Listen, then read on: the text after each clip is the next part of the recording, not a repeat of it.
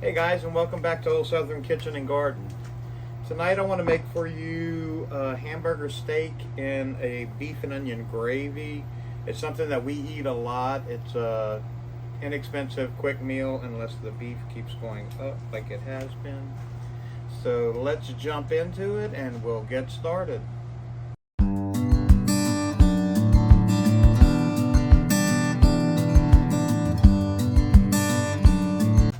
Okay, what we have here is ground chuck, which will have a little fat in it. This one is 80-20, which means there's 80% protein, 20% fat. The fat will cook out, but it will also leave the meat extremely juicy. I'm going to actually turn this on and let it get hot, because seasoning this up will not take any time. First thing we're going to want to put in is 1 pack of the beef onion soup mix. I know they have regular onion soup mix. This one is supposedly has a lot more beef flavor to it, which basically means they're adding more beef broth to it.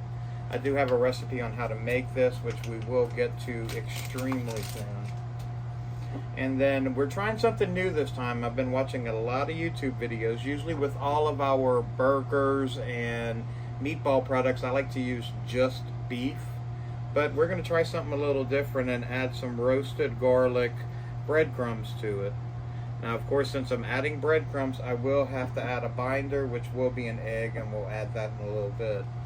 I also want to add some garlic because we love garlic, and I will be adding quite a bit of garlic.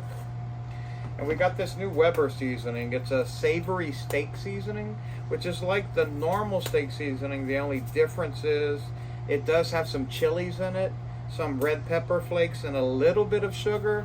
The sugar won't be enough to sweeten it up. Usually on a steak, what it would do is crystallize on the outside. But I want to add a little bit just for flavor. And of course, Worcestershire sauce. Gotta add it when you're having beef. A little onion powder. Since I'm not adding chopped onions to the meat, I want a little bit more of the onion flavor. I'm not going to add much salt because I am adding Creole seasoning, which is, if you're in the South, it's Tony Chachere's, and that's what everybody uses. Go, Tony! And then I'm going to add a little bit of black pepper, but like I said, the steak seasoning does have a lot of chili flakes and red pepper flakes in it, so I don't want to add too much to make it overpowering, and just a touch of salt. Now the last thing we're going to add is the egg.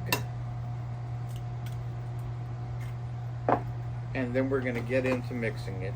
You do want to mix the meat well, but you don't want to overmix it. If you overmix the meat, you'll end up with basically a soggy mess on the inside.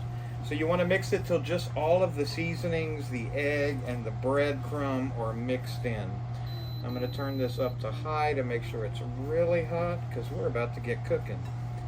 Just continue to mix this.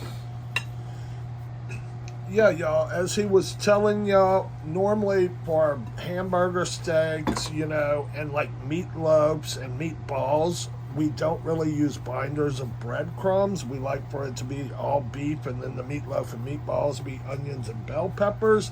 But we are experimenting with the breadcrumbs, and it has worked better for us on meatballs because the breadcrumbs do kind of hold the meatballs together better. But anyway, We'll just see back how to this Chuck goes. now. I like the taste of pure meat, so I'm hoping it doesn't have, I don't know, fake meat consistency with the breadcrumbs, but I don't think it will because you're not adding an extreme amount. So next what I'm going to do is, just to get started, I form balls. Out of this 2 pounds, we should be able to get 6 little hamburgers, but probably what I'm going to do is cook 4 of them and freeze the remaining so we can have another meal with it. 4 will be plenty. We can have something to take to work tomorrow. And then we're just going to form little patties. And as they're ready, we'll just pop them. And what we're going to do now is we're going to fry these down. Basically what we're doing is just browning both sides of the actual burger. Once they're brown, then we'll add the other ingredients and let it simmer for a little while so that all the flavors can get into it. So So let me get these on, and I'll be right back once we have them browned up. Okay guys, I have both sides of the steak nice and brown. I'm coming in. I'm trying not to drop the whole thing up. They have a lot of little griots on the bottom, which is basically just meat pieces that stuck, which are perfect. Ooh, oh, I get that. So what we want to do next is add some butter in. Why are we adding butter? Why not? Butter's always good in the gravy. And we're going to use that and peel off everything on the bottom. We can take these off for 1 minute.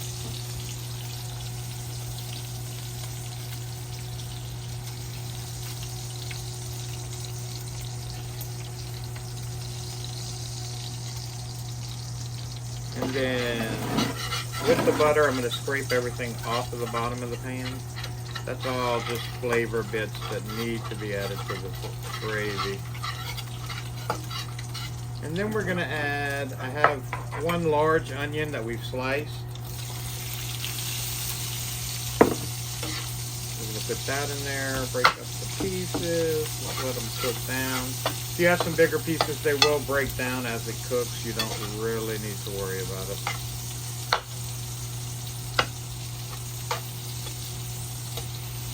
You can see already all the brown good bits on the onions, and you can smell the onions already breaking down.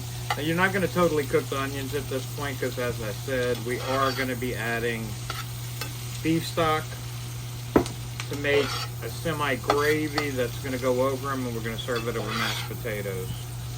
So we could just let this cook for 1 second. The onions start to soften just a little. And we'll come back in now. You can see the onions are already starting to soften up. But we do want onion pieces on the meat. We don't want it totally cooked down. Then we're going to add some beef broth. This is going to give you your gravy, and it's also going to cook more moisture back into the hamburger steaks. So now that we have that in, we're going to add the burgers back. And there's no better way than with your hands, actually. And we're going to bring it up to a simmer and let that cook down and cook all the gravy into the hamburger steaks, which will make them extremely juicy and mouth-watering. So we're going to bring this back up to a simmer, cover it with the lid, and let it cook for 20 to 30 minutes until everything combines. So I will let this cook for a little bit, and we will come back and I'll show you how to thicken the gravy and serve it on mashed potatoes. See y'all soon, guys. Hey guys, welcome back. The hamburger steaks are cooked throughout. So now what we're going to want to do is thicken up this gravy a little bit. As you can see, the onions are nice and tender, but they're not all dissolved. In order to do this, I'm going to take these out, and I'm going to use your typical slurry to thicken up the gravy a little bit to make it ready for the mashed potatoes. Now all this slurry is equal parts of cornstarch, corn flour, they're both the same, and water. And what you're going to want to do is, while, as you can see, it's boiling, add a little at a time because it works quickly. See, just that little bit right there has thickened it up enough, and that was, what, a tablespoon? Which is perfect. Might have actually thickened it up a little bit too much. Can you get me a little water when you get a second? I'm going to thin that out just a little bit. And as you saw, that was barely a drip of it, and it thickened it up that fast. Another good thing about using cornstarch is if you have someone with, say, celiac disease that can't have gluten, this is a gluten-free option.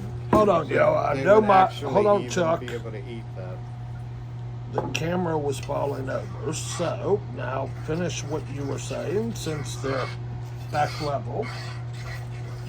Yeah, so you can use a cornstarch mixture to thicken things, and people with celiac disease can actually still eat because there's no more extra gluten. There's no gluten at all added. Now, of course, they couldn't eat this because we did add breadcrumbs, but it's a good way to thicken any sauce.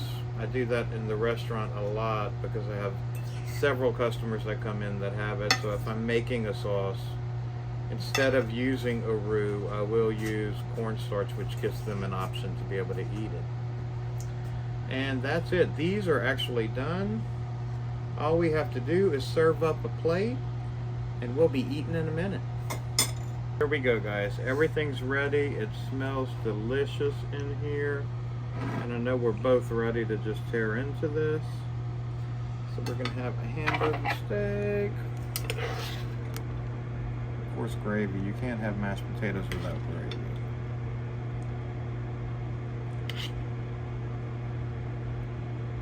And don't forget that bread. It's not biscuits tonight, but it's butter, garlic, Texas toast, something. And there we have it. It's just a weeknight meal, so it took us, what, 30 minutes to prepare this? It's good for any night of the week, and I'm sure your family will enjoy it. So check back with us next time. We should be back really soon. If you like this video, please consider subscribing to the channel, liking the video, and sharing it. The more people we can get to watch the videos, the more videos we'll be able to put out. Thanks again, y'all, and see you soon. Bye, y'all.